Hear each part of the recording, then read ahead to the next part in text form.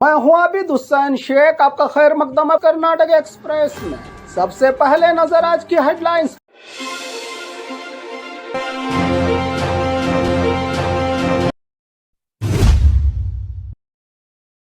ईद ए मिलाद पर CM DK Shiv Kumar का बड़ा पैगाम, अमन, इत्तेहाद और बराबरी के लिए सरकार हमेशा आपके साथ।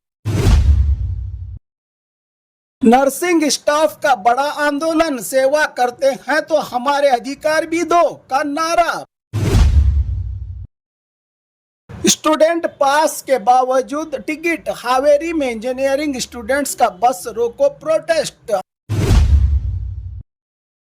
मुंह में छुपाकर सोना, बेंगलुरु एयरपोर्ट पर 82 ग्राम गोल्ड कैप्सूल के साथ यात्री पकड़ा गया। जेब में रखा हुआ पावर बैंक अचानक ब्लास्ट, जमखंडी बस स्टैंड पर युवक हुआ गंभीर रूप से घायल। हासन में राशन के लिए लंबी लंबी कतारें, सर्वर डाउन, गरीबों की मुश्किलें बढ़ी। BJP MLC N Ravi Kumar के खिलाफ नॉन अवेलेबल वारंट जारी। बिना बारिश के कर्नाटका में सूखे का साया, 102 तालुकों की रिपोर्ट तैयार, जल्द होगा बाढ़ पीड़ित इलाकों का ऐलान। केपीएससी भर्ती घोटाला, सीसीटीवी डाटा गायब, ओएमआर हार्ड डिस्क लापता, सीआईडी की कार्रवाई हुई तेज। बीजापुर में मदीने के ताजदार की विलादत का अजीमुशान जुलूस। अब खबरें विस्तार से। ईद ए मिलाद पर सीएम डीके शिव कुमार का बड़ा पैगाम, अमन, इत्तेहाद और बराबरी के लिए सरकार हमेशा आपके साथ।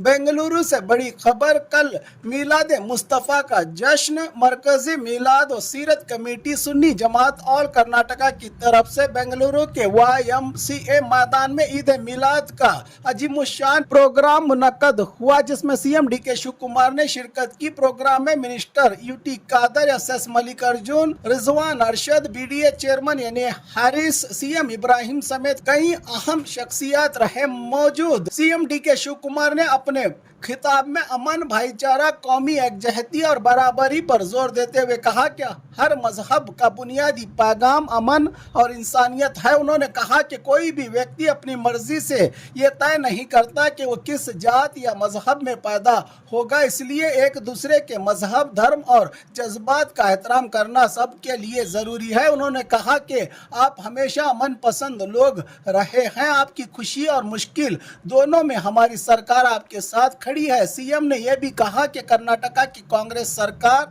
हर धर्म, मजहब और हर तबके को बराबरी से साथ लेकर चलने, तालीम, तरक्की और समाजी इंसाफ को मजबूत करने के लिए पाबंद है, कहा डीके शिव कुमार ने। सीएम डीके शिव कुमार का साफ पैगाम, अमन रहेगा तो कर्नाटका आगे बढ़ेगा। ईद ए मिलाद के मौके पर सीएम डीके शिव कुमार ने लोगों से अमन, इत्तेहाद और भाईचारे को मजबूत बनाने की अपील की। नर्सिंग स्टाफ का बड़ा आंदोलन, सेवा करते हैं तो हमारे अधिकार भी दो का नारा। बेंगलुरु से बड़ी खबर, पेशेंट की 24 घंटे सेवा में लगे रहने वाले नर्सिंग स्टाफ और नर्सिंग स्टूडेंट्स अब अपने अधिकारों के लिए सड़क पर उतर आए हैं। बेंगलुरु के फ्रीडम पार्क में आज नर्सिंग स्टाफ की तरफ से बड़ी प्रोटेस्ट रैली होने जा रही है। नर्सिंग स्टाफ की सबसे बड़ी मांग है कि खाली रहे सरकारी पोस्टों को भरा जाए, मिनिमम 45,000 सैलरी दी जाए, जॉब सिक्योरिटी मिले और प्रमोशन का मौका दिया जाए। इसके अलावा नर्सिंग डायरेक्टोरेट बनाने, आउटसोर्सिंग सिस्टम खत्म करने और एलिजिबल कॉन्ट्रैक्ट एम्प्लॉयज को परमानेंट करने की भी मांग की गई है। नर्सिंग स्टूडेंट्स और स्टाफ की ओर से नर्सिंग स्टाफ का कहना है कि हॉस्पिटल में फ्रंट लाइन पर खड़े होकर पेशेंट्स की जान और सेहत की जिम्मेदारी निभाने के बावजूद उनकी प्रॉब्लम्स पर सरकार काफ़ी समय से ध्यान नहीं दे रही है। अब नर्सिंग स्टाफ का सीधा संदेश है कि हम पूरी ईमानदारी से सेवा करते हैं, अब हमारे अधिकार, सम्मान और रोजगार की सुरक्षा भी कन्फर्म करे सरकार। फ्रीडम पार्क का ये प्रोटेस्ट अब सरकार के लिए एक बड़ा प्रेशर पॉइंट्स बन सकता है। स्टूडेंट पास के बावजूद टिकट। हावेरी में इंजीनियरिंग स्टूडेंट्स का बस रोको प्रोटेस्ट। हावेरी शहर में इंजीनियरिंग कॉलेज स्टूडेंट्स ने अचानक बस रोककर प्रोटेस्ट किया। स्टूडेंट्स का आरोप है कि स्टूडेंट्स पास होने के बावजूद कंडक्टर ने उन्हें टिकट दिया और कहा कि रात 8 बजे के बाद स्टूडेंट्स पास वैलिड नहीं है। हावेरी सेंट्रल बस स्टैंड से देवगिरी रूट पर जा रही बस को स्टूडेंट्स ने शहर के कोच के पास रोक दिया और सड़क पर बैठकर प्रोटेस्ट किया। इसी दौरान स्टूडेंट्स की कंडक्टर और ड्राइवर के साथ बहस भी हुई। स्टूडेंट्स का कहना है कि अगर 8 बजे के बाद पास वैलिड नहीं है तो इसकी पूरी असल जानकारी दी जाए और रोजाना स्टूडेंट से टिकट लेने की परेशानी को दूर किया जाए। स्टूडेंट्स ने कहा कि आज हमने टिकट ले लिया लेकिन कल फिर यही मसला हुआ तो क्या होगा। इसी सवाल को लेकर स्टूडेंट्स ने बस रोककर अपना विरोध जताया। अब स्टूडेंट्स के आरोप और स्टूडेंट्स पास के रूल्स को लेकर ट्रांसपोर्ट डिपार्टमेंट की तरफ से क्या फैसला होता है, इस पर सबकी नजर टिकी हुई है। मुंह में छुपाकर सोना। बेंगलुरु एयरपोर्ट पर 82 ग्राम गोल्ड कैप्सूल के साथ यात्री पकड़ा गया। गोल्ड स्मगलिंग का एक हैरान कर देने वाला अनोखा मामला केम्पेगौड़ा इंटरनेशनल एयरपोर्ट पर सामने आया है। दुबई से बेंगलुरु पहुंचे एक यात्री के पास से 82 ग्राम सोने की 2 कैप्सूल बरामद की गई है। टर्मिनल 1 पर चेकिंग के दौरान शक होने पर जांच की गई, जिसमें पता चला कि यात्री ने सोने के कैप्सूल्स की शक्ल में मुंह के अंदर छुपाया हुआ था। बताया जा रहा है कि पकड़े गए यात्री का नाम सिराज है। कस्टम्स अधिकारियों ने उसे हिरासत में लेकर पूछताछ शुरू कर दी है। गोल्ड को कभी पाउडर, पेस्ट या दूसरे तरीकों से छिपाकर लाने के मामले सामने आते रहे हैं, लेकिन मुंह में गोल्ड कैप्सूल छुपाकर लाना इस मामले को खास बना रहा है। 82 ग्राम गोल्ड की कीमत लाखों रुपयों में बताई जा रही है। अब जांच एजेंसीज ये पता लगाने में जुटी हैं कि गोल्ड कहां से लाया गया और इसके पीछे कौन लोग शामिल हैं। जेब में रखा हुआ पावर बैंक अचानक ब्लास्ट। जमखंडी बस स्टैंड पर युवक हुआ गंभीर रूप से घायल। बागलकोट जिला जमखंडी में जेब में रखा पावर बैंक अचानक ब्लास्ट होने से 21 साल का सिद्धू सालंकी जख्मी हो गया है। यह हैरान कर देने वाली घटना जमखंडी बस स्टैंड पर हुई है। बताया जा रहा है कि सिद्धू पावर बैंक को अपनी जेब में रखकर जा रहा था। इसी दौरान अचानक पावर बैंक में ब्लास्ट हो गया। ब्लास्ट के बाद उसकी टी शर्ट और पैंट में आग लग गई, जिससे पैर, पेट और कमर के आसपास जलने की गंभीर चोटें आई हैं। घटना के तुरंत बाद लड़के को जमखंडी तालुका हॉस्पिटल ले जाया गया, जहां उसका इलाज जारी है। फिलहाल उसकी हालत में सुधार बताया जा रहा है। पावर बैंक किस कंपनी का था और ब्लास्ट की असल वजह क्या थी, इसका पता अभी नहीं चल पाया है। पुलिस ने मामले की जांच शुरू कर दी है। एक छोटी सी लापरवाही, बड़ा हादसा। पावर बैंक में टेक्निकल फॉल्ट या किसी और वजह से यह हादसा हुआ, ये जांच के बाद ही साफ हो पाएगा।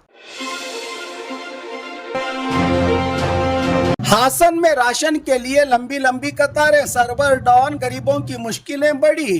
राशन लेने के लिए लोग सुबह से ही कतारों में खड़े हैं, लेकिन सर्वर प्रॉब्लम से पूरे सिस्टम को रोक दिया है। पिछले कई दिनों से सर्वर डाउन होने की वजह से लोगों को चावल और रागी तक नहीं मिल पा रहा है। हासन जिला में करीब 850 राशन की दुकानें मौजूद हैं। अंत्योदया और बीपीएल कार्ड होल्डर्स को राशन लेने में काफी परेशानियों का सामना करना पड़ रहा है। बुजुर्ग, महिलाएं और रोज कमाने खाने वाले मजदूर घंटों लाइनों में खड़े रहने के बाद भी खाली हाथ लौटने पर हैं मजबूर। लोगों का कहना है कि सुबह 6 से 7 बजे लाइनों में खड़े होने के बावजूद सर्वर नहीं चलता और कई लोग पिछले 15 दिन से राशन के लिए चक्कर लगा रहे हैं। फेयर प्राइस शॉप डीलर्स का भी कहना है कि सर्वर की प्रॉब्लम्स उनके कंट्रोल में नहीं है। सबसे बड़ी परेशानी उन मजदूरों की है जो एक दिन काम छोड़कर राशन लेने आते हैं। सर्वर नहीं चला तो राशन भी नहीं मिला और उस दिन की मजदूरी भी चली गई। लोगों ने सरकार और संबंधित अधिकारियों से सर्वर सिस्टम को जल्द ठीक करने की मांग की है। BJP MLC N Ravi Kumar के खिलाफ नॉन अवेलेबल वारंट जारी। गुलबर्गा डीसी के खिलाफ कथित तौर पर अपमानजनक बयान का मामला, बार बार कोर्ट में गैर हाजिर रहना पड़ा भारी। कर्नाटका की राजनीति से इस वक्त की बड़ी खबर सामने आ रही है। BJP MLC N Ravi Kumar को कोर्ट से बड़ा झटका लगा है। गुलबर्गा डिप्टी कमिश्नर फौजिया तरन्नुम के खिलाफ कथित तौर पर अपमानजनक बयान देने के मामले में बेंगलुरु की 42 ACJM कोर्ट ने उनके खिलाफ नॉन अवेलेबल वारंट NBW जारी किया है। कोर्ट की तरफ से पहले ही समन्स जारी किया गया था, लेकिन रवि कुमार बार बार सुनवाई के लिए कोर्ट में हाजिर नहीं हुए। इसी को गंभीरता से लेते हुए कोर्ट ने सख्त कार्रवाई की है। पूरा मामला गुलबर्गा में बीजेपी के एक प्रोटेस्ट के दौरान रवि कुमार के बयान को लेकर विवाद खड़ा हुआ था। उन पर डिप्टी कमिश्नर के खिलाफ अपमानजनक और विवादित बयान देने के आरोप लगे। इसके बाद स्टेशन बाजार पुलिस स्टेशन में FIR भी दर्ज की गई और जांच शुरू हुई। रवि कुमार ने FIR को रद्द करने की मांग को लेकर कर्नाटका हाईकोर्ट का दरवाजा खटखटाया था, लेकिन हाईकोर्ट ने निचली अदालत की कार्रवाई पर रोक लगाने से इनकार कर दिया था। अब सबकी नजर इस बात पर है कि रवि कुमार कोर्ट में पेश होते हैं या फिर इनके खिलाफ कोई पुलिस की कार्रवाई। बिना बारिश के कर्नाटका में सूखे का साया, 102 तालुकों की रिपोर्ट तैयार, जल्द होगा बाढ़ पीड़ित इलाकों का ऐलान। किसान परेशान, पीने के पानी का संकट गहराया। राज्य के कई इलाकों में सरकार ने लिया बड़ा फैसला। कर्नाटका के कई इलाकों में बारिश की कमी ने किसानों की मुश्किलें बढ़ा दी हैं। कई फसलें बर्बाद हो रही हैं तो कहीं पीने के पानी का भी संकट खड़ा हो गया है। इसी बीच सरकार ने 102 तालुकों की ग्राउंड रिपोर्ट हासिल कर ली है। सरकार के मुताबिक रिपोर्ट का टेक्निकल असेसमेंट किया जा रहा है और अगली कैबिनेट मीटिंग में इस पर फैसला लेकर सूखा पीड़ित इलाकों का ऐलान किया जा सकता है। डिप्टी CM जी परमेश्वर के मुताबिक बारिश और सूखे के हालात को तय करने के लिए पैरामीटर्स के आधार पर देखा जा रहा है। पीने के पानी की जरूरत को देखते हुए हर जिले के लिए 1 करोड़ की मदद पहले ही जारी की जा चुकी है। सरकार ने यह भी कहा है कि हालात का हर हफ्ते रिव्यू किया जाएगा और जरूरत पड़ने पर तालुकाओं को भी ड्रॉट लिस्ट में शामिल किया जाएगा। बारिश की कमी से फसलों को नुकसान और पानी की दिक्कत के बीच किसानों को अब सरकारी राहत और स्पेशल पैकेज का है इंतजार। KPSC भर्ती घोटाला, CCTV डाटा गायब, OMR हार्ड डिस्क लापता, CID की कार्रवाई हुई तेज। क्वेश्चन पेपर लीक से पहले ही घोटाले का शक, 329 कैंडिडेट्स को हुआ नोटिस जारी। Karnataka public service commission veterinary officers recruitment को लेकर चल रही जांच में अब एक बड़ा ट्विस्ट सामने आया है। KPSC के स्ट्रांग रूम का CCTV डाटा डिलीट होने और OMR शीट्स स्कैन करने वाली हार्ड डिस्क के लापता होने की बात सामने आई है। इससे जांच पर कई बड़े सवाल खड़े हो गए हैं। नियमों के मुताबिक एग्जामिनेशन के स्ट्रांग रूम की CCTV रिकॉर्डिंग को सुरक्षित रखना जरूरी होता है, लेकिन आरोप है कि इस रिक्रूटमेंट से जुड़ी CCTV फुटेज अब जांच एजेंसीज को उपलब्ध ही नहीं है। एग्जामिनेशन के बाद कैंडिडेट्स की OMR शीट्स स्कैन करके डिजिटल रिकॉर्ड रखा गया था, लेकिन स्कैनिंग से जुड़ी हार्ड डिस्क के मिसिंग होने की बात ने केस को और गंभीर बना दिया है। OMR की हार्ड कॉपी CID के पास होने की जानकारी है। CID ने KPSC के पूर्व चेयरमैन शिवशंकरप्पा साहूकार समेत 11 मेंबर्स को नोटिस जारी किया है। फॉर्मर एग्जाम कंट्रोलर IAS अधिकारी ज्ञानेंद्र कुमार को भी पूछताछ के लिए बुलाया गया है। साथ ही 329 सिलेक्टेड कैंडिडेट्स को भी नोटिस दिया गया है। रिपोर्ट्स के मुताबिक कई कैंडिडेट्स से CID पूछताछ कर चुकी है और कुछ कैंडिडेट्स द्वारा पेपर मिलने की बात भी स्वीकार करने की जानकारी सामने आई है। अब CID की जांच से ही असली सच सामने आने का इंतजार है। KPSC वेटरनरी एग्जाम में हुए सबसे बड़े घोटाले की। बीजापुर में मदीने के ताजदार की विलादत का अजीमुशान जुलूस, सरवर अंबिया मदीने के ताजदार रहमतुल्लिल आलमीन हुजूर सल्लल्लाहु अलैहि वसल्लम की विलादत के मौके पर अजीम शान जुलूस मोहम्मदी में तकबीर और रिसालत के नारों से बीजापुर की गलियां गूंज उठी। फर्जंदाने तौहीद का बेहतरीन इत्तेहाद का मुजाहरा तारीखी शहर बीजापुर में जुलूस मोहम्मदी सल्लल्लाहु अलैहि वसल्लम। शहर के हर गली से मीलाद का जश्न आशिकाने रसूल छोटे छोटे दरिया की शक्ल में शाहपुर दरवाजा, इब्राहिम रोजा, बबलेश्वर नाका, यासीन मस्जिद, जोड़ गुम्बद, मीनाक्षी चौक ऐसे कई इलाकों से निकलकर मरकजी तंजीम अहले सुन्नत व जमात व अल हाशमी यूथ विंग के ज़ेर एहतमाम बीजापुर में सुबह 9 बजे से आलम अमन और इंसानी फलाह व बहबूदी के लिए दरगाह हाशिम पीर से शुरू हुआ ये जुलूस देखते ही देखते लोगों का समंदर बन गया। जज्बा ईमानी इश्क रसूल में डूबे फर्जंदाने तौहीद हाथों में तौहीद के झंडे मिलाद मुस्तफ़ा के परचम लहराते हुए नातों के नजरानों के साथ उम्मत के इत्तेहाद की अजीब मिसाल का सबूत देते हुए जुबान से निकले अकीदत की आवाज़ नारा तकबीर और नारा रिसालत से पूरे बीजापुर की गलियां गूंज उठी।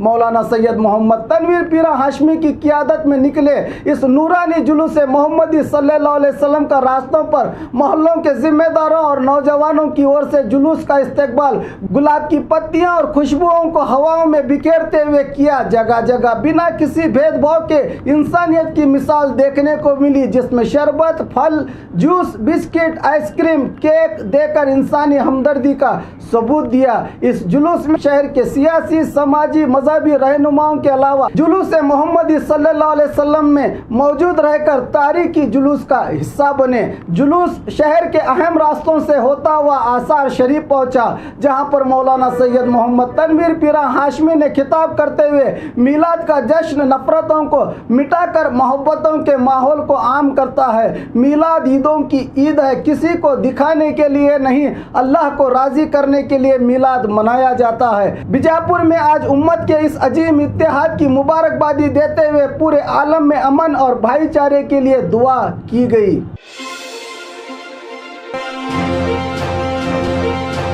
और खबरों के लिए देखते रहिए कर्नाटक एक्सप्रेस।